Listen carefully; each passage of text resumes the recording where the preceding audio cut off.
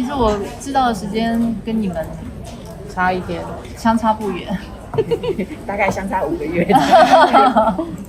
对，很开心啊！我觉得那个开心到已经不知道用什么开心的形容词来讲，就是真的很替他开心。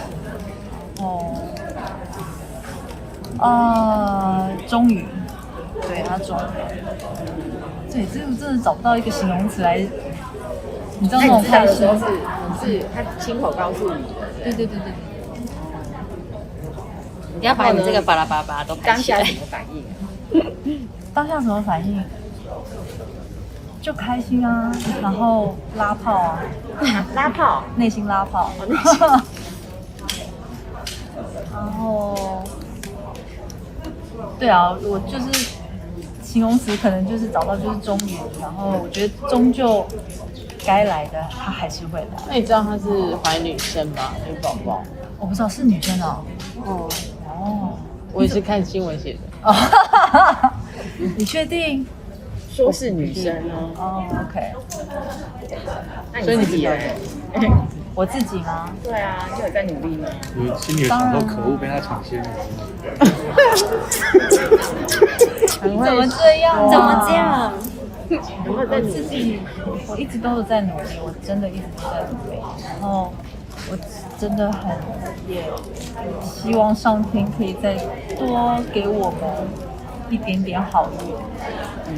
你没有避就对了，有在努力不避的。就是正常的形式。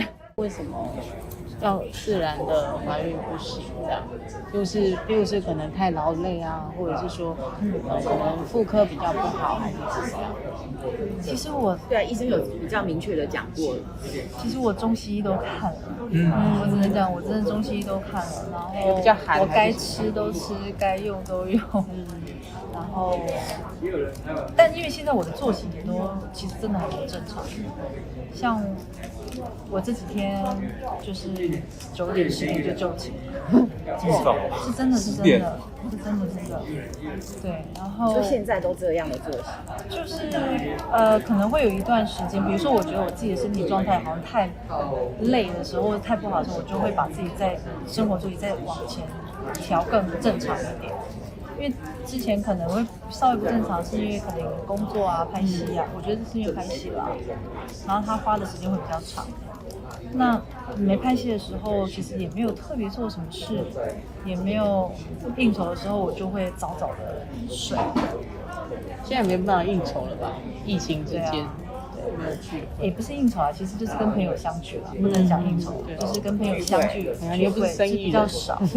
对啊，我干嘛讲应酬啊？这不是应酬，不是应酬，各位同学，拿掉这个词。